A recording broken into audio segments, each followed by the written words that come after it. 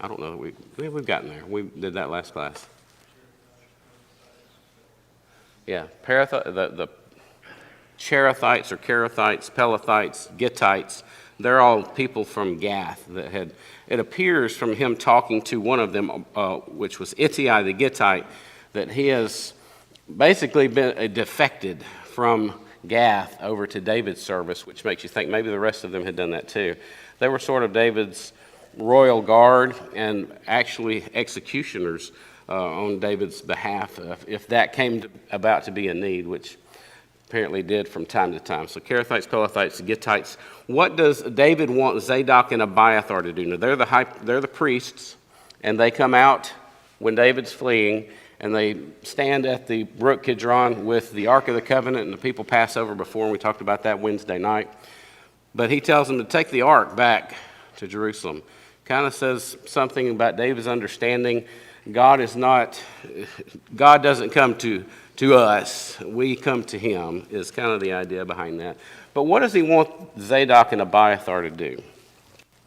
Tell information what's going on to their sons in the relay. Yeah, he sets up this spy network. You got sons, each one of you got a son. I want you to use them to run messages to me so that I'll know what's going on back there. Now, another guy called Hushai, he's an Archite. What does he want him to do? He's kind of coming out with David, and he tells him, go and do what?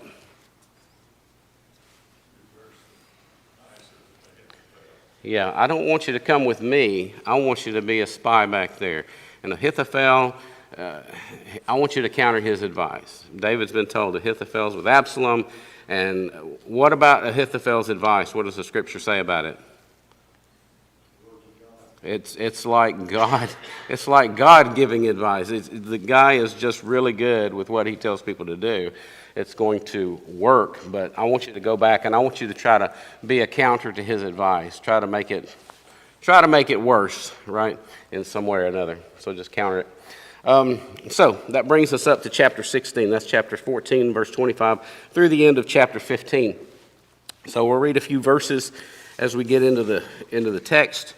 And we'll try to stay on target. First 4 verses here, it says, when David was a little past the top of the mountain, there was Ziba, the servant of Mephibosheth, who met him with a couple of saddled donkeys, and on them 200 loaves of bread, 100 clusters of raisins, 100 summer fruits, and a skin of wine.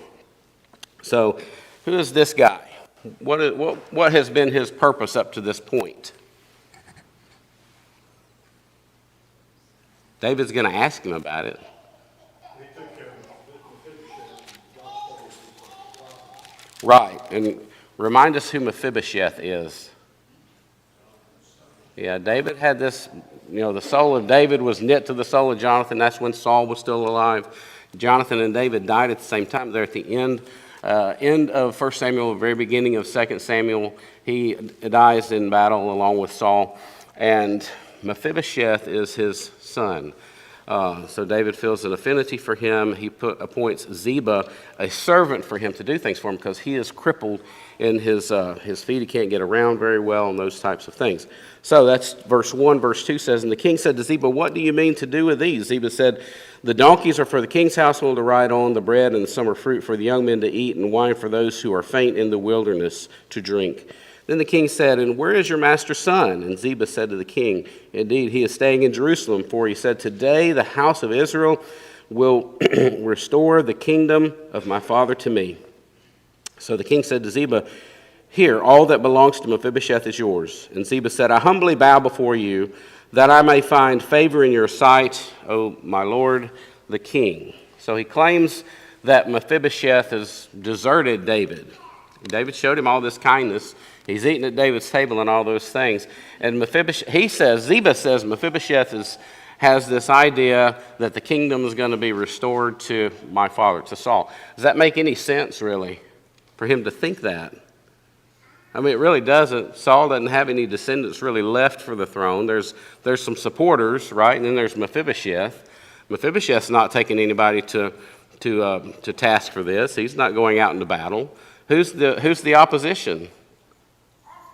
somebody from David's house. So the only ones that's going to be in charge here at the end of the day are going to be either David or Absalom, and they're both of the house of David. So Mephibosheth saying this is kind of possibly a tell that Ziba's making some stuff up, and I don't know that he is.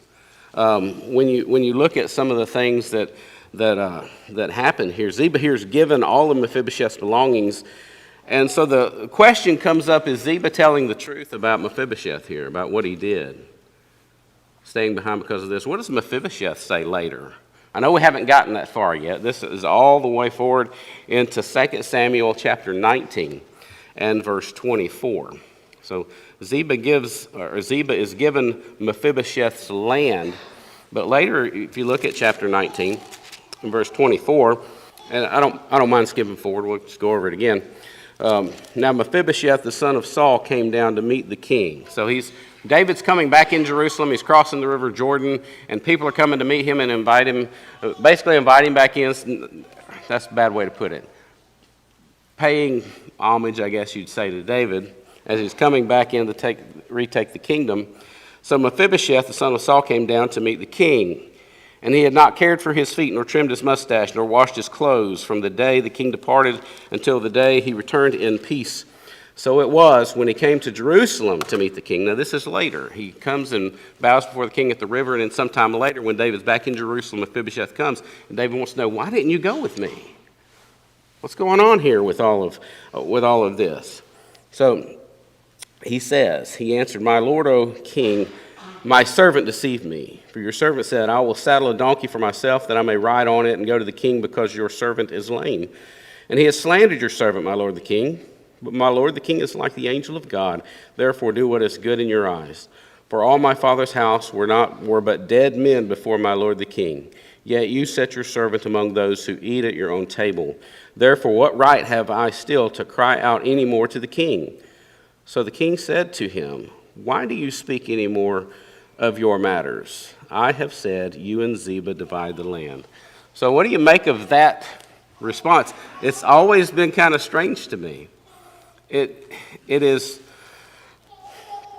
when we look at David's kingship, ever since he does what he did with Bathsheba, and goes into Bathsheba and kills Uriah and all this kind of stuff, we see him making judgments maybe up until the time when he says, let me be in the hands of God, and God will do to me what he wants to there at the end of 2 Samuel. But he seems to be short on making strong judgments. And here's another place. The truth is there somewhere. Either Ziba's right, and Mephibosheth is saying, hey, the king's going to come back to me, or Ziba has deserted Mephibosheth, and Mephibosheth wanted to be with David the whole time. But he doesn't even really seem to want to find the truth. He says, I've already spoken on the matter. You guys are dividing the land. It just seems odd. Does anybody have any thoughts on this that maybe I haven't thought far enough down the trail? Seems like possibly, when Nathan rebuked him and told him that the Lord said he'd raise up evil from his own house and take your wives before you, and all this will happen in daylight. Maybe he perhaps felt like was fighting against God, perhaps, and he just resigned himself to some degree that this is all going to happen. Yeah, very well could be. Very well could be something along those lines. This thing between Mephibosheth and Ziba has always kind of bugged me a little bit about why he didn't seek a little further to give true justice that was there. But we see kind of the same thing in what we're about to come up on, where Shimei curses David. Shimei has sort of this encounter with David, and then there's this long period where that Shimei finally gets what he really deserves for cursing David, but it's not done until David's dead. He leaves it to somebody else to do it. So let's move on to Shimei. This starts up in verse 5. Verse 5. This is 2 Samuel chapter 16, and it goes through verse 14. So, now when King David came to Bahurim, there was a man from the family of the house of Saul, whose name was Shimei, the son of Gera, coming from there. He came out, cursing continually as he came, and he threw stones at David and all the servants of the king, or of King David, and all the people, and all the mighty men were on his right hand and on his left. So this guy is really bold. Here's David escaping, going down. Everybody knows David's got these mighty men. It mentions them at the end of 2 Samuel. Not anybody to trifle with. And they're all on each side of David, going up one side of this valley, brook between them. Shimei's on the other side, cursing and throwing stones at David, and the rest of the soldiers there with him. What does one of the soldiers want to do to him? Anybody? He wants to kill him. He said, why are you letting him do this? It's Abishai. Let me go over there and just cut off his head, and we'll be done with it. Let's read on, verse 7. And also Shimei said thus when he cursed. This is what he was saying. Come out, you bloodthirsty man, you rogue. The Lord has brought upon you all the bloodshed of the house of Saul, in whose place you have reigned. And the Lord has delivered the kingdom into the hand of Absalom your son. So now you are caught in your own evil, because you are a bloodthirsty man. So it happens at Bahurim. This is not very far from Jerusalem. It's kind of over the hill past the Mount of Olives along the Jericho Road. I do have a map here, and I don't know if I can, well, you can see it. I've kind of blown it up so big it's hard not to see, which is kind of nice. But so here's Jerusalem right here. Here's Bahurim. We're not very far, but it's on this road that goes down to Gilgal and Jericho. So it's not too far that all this happens. Bahurim is going to come up again later. A lot of commentators believe that Bahurim is the same city as Nob, or Nob, I'm not sure how to say that. Anybody remember what happens at the city of Nob, N-O-B? Has to do with David, right? David fleeing Saul, and it goes down to the priests at Nob, and then there's a guy that comes there, Doeg the Edomite. Saul comes upon the priests, and David's already fled, and he's taken Goliath's armor and sword and all that kind of stuff. And Saul orders the priests executed, and a guy named Doeg the Edomite says, I'll do it. All these other men say, I'm not going to kill these priests. But this is likely where that happened, and so it has two names, or they're very close in conjunction with one another. All right, so Shimei cursing David. He accuses David of violence towards Saul's house. And was David guilty of violence towards Saul's house? That's a question, isn't it? No. He actually, multiple occasions, has the ability to outright kill Saul, and is encouraged by his men to do it. And he's like, who am I to lay my hand against the Lord's anointed king? And so he doesn't. He doesn't do that. They're killed in battle by Philistines, if memory serves me correctly. So he refused to lay a hand on Saul. Really, the person responsible for bloodshed against Saul's house was God, because that's who announced it was going to happen. And then he does it through the foreign enemy. So David behaved towards Saul's house in a very good way. Abishai, as I said, seeks permission to behead him. Verse 7, also, verse 8, sorry. The Lord has brought on you the blood. Let me catch up to where I'm supposed to be. Verse 9, sorry. Then Abishai, the son of Zeruiah, said to the king, why should this dead dog curse my lord the king? Please let me go over and take off his head. Now, what's David's reason for not letting him do that? If my own son is cursing me and coming against me, well, we'll just read it. I don't try to sugarcoat it or anything. He says, what have I to do with you, you sons of Zeruiah? So let him curse, because the Lord has said to him, curse David. Who then shall say, why have you done so? And David said to Abishai and all his servants, see how my son, who came from my own body, seeks my life. How much more now may this Benjamite? Let him alone, and let him curse, for so the Lord has ordered him. It may be that the Lord will look on my affliction, and that the Lord may repay me with good for all his cursing this day. And as David and his men went along the road, Shimei went along the hillside opposite him, and cursed as he went, and threw stones and kicked up dust. Now the king and all the people who are with him became weary, so they refreshed themselves there. So, nice place to refresh yourself, where somebody's hurling insults and cursing and throwing rocks at you and things like that. So, if my own son's trying to kill me, we're not going to stop this guy from doing what he does.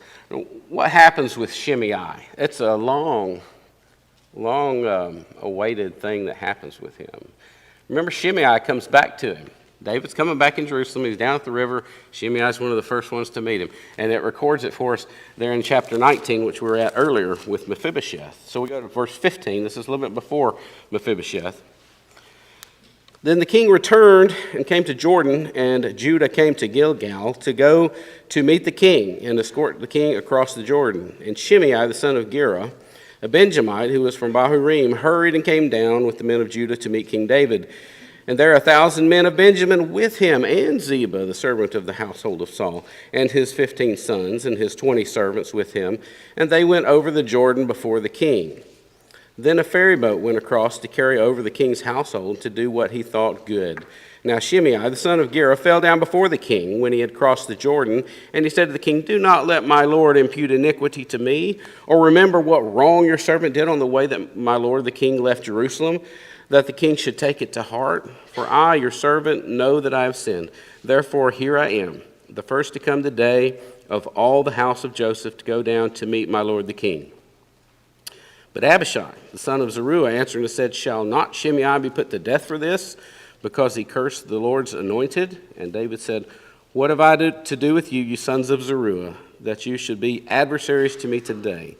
Shall any man be put to death today in Israel? For I do not know that today, do I not know that today I am king over Israel?" Therefore the king said to Shimei, "You shall not die." And the king swore to him. So he swore to him, "You're not going to die." And you get the idea as you read on. During my lifetime, this is something that David remembers till the day he dies. Look at 1 Kings with me, 1 Kings chapter 1. And verse 8 and verse 9. Now here David is in his final days. He's on his deathbed. It says, "But Zadok the priest, Benaiah the son of Jehoiada, Nathan the prophet, Shimei, Rei, and the mighty men who belonged to David were not with Adonijah." And Adonijah sacrificed, that's not where I want to be. 1 Kings 1. Chapter 2. Thank you. I knew it was close. Here we go. Thank you. "And you have with you," he's talking to Solomon here. "See, you have with you Shimei, the son of Gera, a Benjamite from Bahurim, who cursed me with a malicious curse in the day I went to Mahanaim. And he came down to meet me at the Jordan, and I swore to him by the Lord, saying, I will not put you to death with the sword. Now, therefore, do not hold him guiltless, for you are a wise man and know what you ought to do to him. But bring his gray hair down to the grave with blood." It's been somewhere in the realm of 8 to 10 years ago that all that happened. David remembers it. And he's saying, don't let him off the hook. Now, Solomon does avenge Shimei after David dies, chapter 2 and verse 36, I believe it is, 36 through 46. I'm not going to read all of that, but just because we'll study it when they get there. But Solomon basically goes to Shimei and says, "You move to Jerusalem. I want you to build a house in Jerusalem, and you never leave that house. When you leave the house, that's when you're going to die." And so it's like 3 years later that he's put him under house arrest. 3 years later, he has some donkeys break out or some livestock get loose and go away. So he leaves the house to go and get those and bring them back. Solomon hears about it and goes to the house and said, "Didn't I tell you? If you leave the house, you're going to die." And then he executes him, or has him executed there. So a long time coming with Shimei getting, having vengeance brought upon him, so to speak. So any thoughts on Shimei before we move on? A lot of stuff there with him. I'm sure there's a good sermon in there. All right, so we're skipping ahead. Chapter 16 and verse 15 through 17 and verse 14. That's quite a long period to go through. "Meanwhile, Absalom and all the people, the men of Israel, came to Jerusalem, and Ahithophel was with him. And so it was, when Hushai the Archite, David's friend, came to Absalom, that Hushai said to Absalom, 'Long live the king, long live the king.' So Absalom said to Hushai, Is this your loyalty to your friend? Why did you not go with your friend?" He's talking about David, of course. And Hushai said to Absalom, "No, but whom the Lord and this people and all the men of Israel choose, his will I be, and with him I will remain. Furthermore, whom should I serve? Should I not serve in the presence of his son? And as I have served in your father's presence, so I will be in your presence." So that kind of settles it for Absalom. Hushai is now loyal to him. He believes him. Of course, we know that Hushai is there just to be a spy and to try to make things go worse for Absalom, a little bit better for David, and let David know what's going on. So Ahithophel then advises David in these next couple of verses here. In verse 19, let's see, verse 19 or 20, Absalom said to Ahithophel, "Give advice as to what we should do."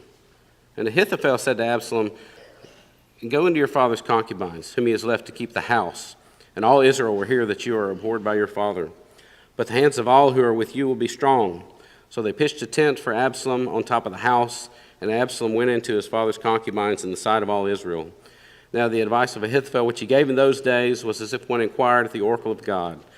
So was all the advice of Ahithophel, both with David and with Absalom. So his advice to David, this is the first part of it. This is to make yourself abhorrent to David. Also this idea of if you take his wives or his concubines into your harem, you're assuming kingship. That's kind of what would happen later when Solomon becomes king and Adonijah wants to take over that throne. And he says, "Just give me Abishag, the Shulamite." She was David's last wife, the one that just kept him warm. And that's a statement that I think I am the rightful king. I'm going to have the former king's wives. The way these ladies were treated is just shameful and an awful thing. It's really a study unto itself. We go back to what started this whole thing with Amnon and Tamar. You got Tamar living in her brother's house for the rest of her days, just taken out of life. And these 10 women, that's going to happen to them as well. When David comes back into Jerusalem, he's going to keep them in his house, but he's not going to know them anymore, so to speak. So just a terrible situation that they are put in. Moving on, Hushai counters Ahithophel's advice. We haven't gotten to all of Ahithophel's advice yet. That's just the first part that ends chapter 16. For chapter 17, he goes on to give advice about actually killing David. Now, I want us to notice the very personal way that he says that he wants to do all of this. He wants to take 12,000 men right now. Now, there's our first question. Who wants to take 12,000 men? Ahithophel. He wants to be in charge of it. Let me take 12,000 men and go get them. Let's listen to this. Moreover, Ahithophel said to Absalom, "Let me choose 12,000 men, and I will arise and pursue David tonight. I will come upon him while he is weary and weak and make him afraid. And all the people who are with him will flee, and I will strike only the king. Then I will bring back all the people to you. When all return except the man whom you seek, all the people will be at peace."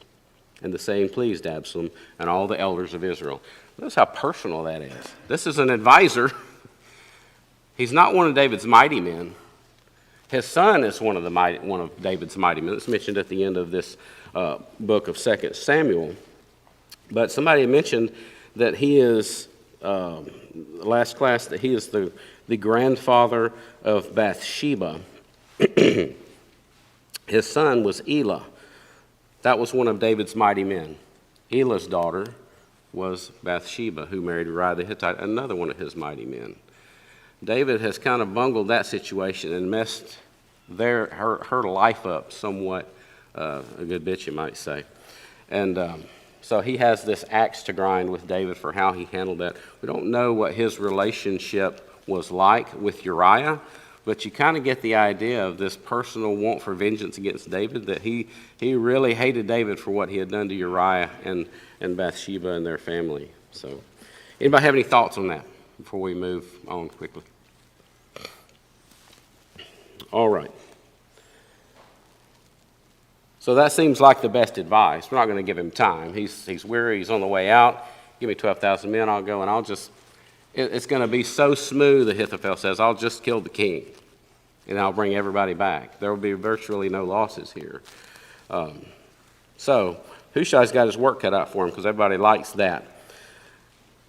They like it easy. Verse 6, or verse 5. Then Absalom said, now call Hushai the Archite also, and let us hear what he says too. And when Hushai came to Absalom, Absalom spoke to him, saying, Ahithophel has spoken in this manner. So shall we do as he says? If not, speak up. So Hushai said to Absalom, the advice that Ahithophel has given is not good at this time. For, said Hushai, you know your father and his men, that they are mighty men, and they are enraged in their minds. Like a bear is robbed of her cubs in the field, your father is a man of war. He's not going to camp with the people. He's got all kind of stuff that he's saying here. You don't want to go on them right now. They're angry. They're ready for a fight. They're waiting on you to come. And if you go up on them and the mighty men, you're going to lose. Then all your men are going to flee.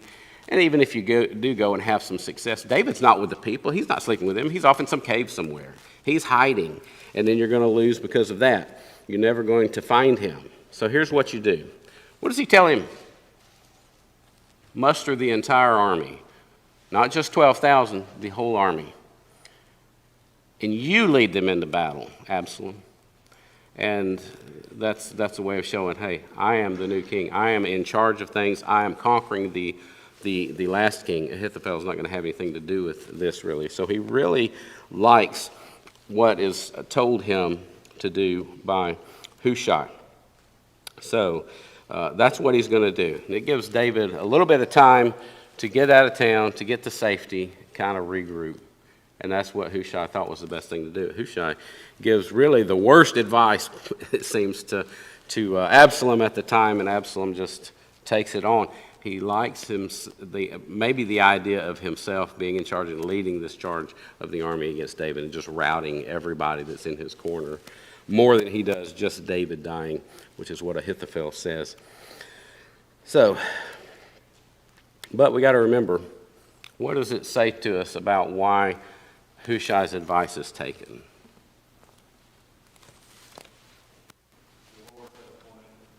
The Lord had appointed it. Yeah, it really wasn't the best advice. I mean, really that stuff that Ahithophel said, that should have been what he followed, but he didn't, because God was kind of guiding this thing and making it to where David could come back. So, Ahithophel, he's like, I'm done. Exit stage left. I'm over this. What does he likely think is going to happen? Well, Hushai's advice is really not that great. It just appeals to the pride of Absalom. And so when David wins, which is probably what Ahithophel thinks, he's going to come back into Jerusalem, and here I am, a defector. What's going to happen to me? Oh, there's no telling.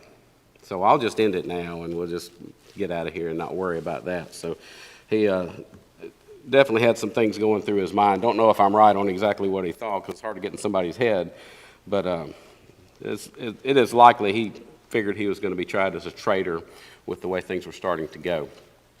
So David now, we enter that spy network that he set up there at the end of chapter 15 with Hushai and Zadok and Abiathar and their son Jonathan and Ahimaaz. Hushai is going to let David know, hey, you got a little time, but you don't need to waste time. Get on across the river. Get across the river tonight with everybody and get up to wherever it is you're going. Turns out, where is he going? It's on the east side of the Jordan, a place called Mahanaim. Say up north, I believe it's across the Jabbok River. I may be wrong on the name of the river because there's like 4 rivers there.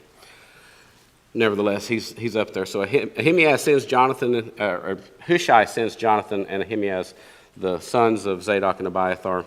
They go down to this place called En-Rogel, which is right outside of Jerusalem. And somebody sees Hushai talking to them and sending them away. And they chase after him, and they get all the way to Bahurim. Remember what happened there, Shimei cursing David taking a rest. But they get there, and these guys come, and they're trying to find them, going to arrest them, take them back to Absalom. they hide in a well, and some other people hide them there and conceal where they are.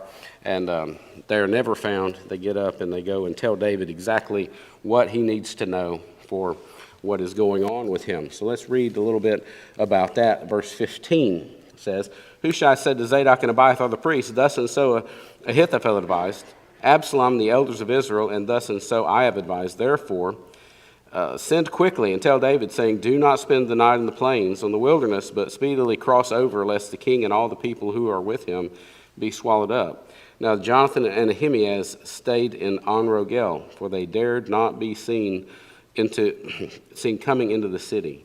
So a female servant would come and tell them, and they would go and tell King David. Nevertheless, a lad saw them and told Absalom, but both of them went away quickly and came to a man's house in Bahurim, who had a well in his court, and they went down into it. Then the woman took and spread a covering over the well's mouth and spread ground grain on it, and the thing was not known. When Absalom's servants came to the woman in the house, they said, where is Ahimaaz and Jonathan? So the woman said to them, they have gone over the water brook. And when they had searched and could not find them, they returned to Jerusalem. Now it came to pass after they had departed that they came out of the well and went and told King David, and said to David, arise and cross over the water quickly, for thus has Ahithophel advised against you. So David and all the people who were with him arose and crossed over the Jordan. By morning, not one of them was left who had not gone over the Jordan. And that verse 23 is where Ahithophel kills himself, which we've already talked about.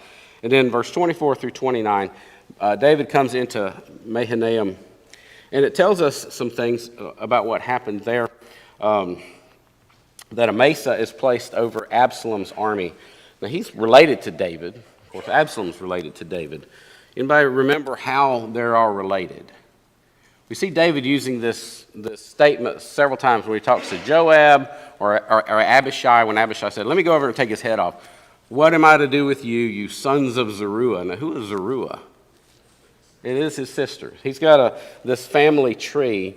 We're talking about David's family tree on different places, about his brothers and that kind of thing. So here's Jesse, David's father. He had a sister named Zeruiah, and they also had another sister named Abigail. I take it that Abigail and Zeruiah were full sisters. Could be that they're all fully related with the same mother and same father. I'm not really sure. But Zeruiah has Asahel. He died back in the first, when David was coming and going against the remnants of Saul's house. Now we know Abishai, he wants to take everybody's head off. And then Joab is just this schemer we talked about last time. Well, the other sister, Abigail, has a son named Amasa, and he is put over Absalom's army. So he's David's nephew, Abishai, and Joab's cousins. So that talks about that. And you find that information, if you want to see that real quick, in 1 Chronicles chapter 2. Turn there with me, we'll read that, because we're just about out of time. Verses 10. 1 Chronicles 2, and in verse 10, it's a genealogy. Ram begot Aminadab, and Aminadab begot Nahshon, leader of the children of Judah. Nahshon begot Salma. Salma begot Boaz. Boaz begot Obed, and Obed begot Jesse. Jesse begot Eliab, his firstborn. Abinadab the second. Shimea the third. Nathaniel the fourth. Radai the fifth. Ozem the sixth. And David the seventh. Now their sisters were Zeruiah and Abigail, and the sons of Zeruiah were Abishai, Joab, and Asahel. 3. Abigail bore Amasa, and the father of Amasa was Jether, the Ishmaelite. So that is the family tree there. Thank you for your attention, and as I said, Wednesday night Brent will be teaching the class, so thank you very much.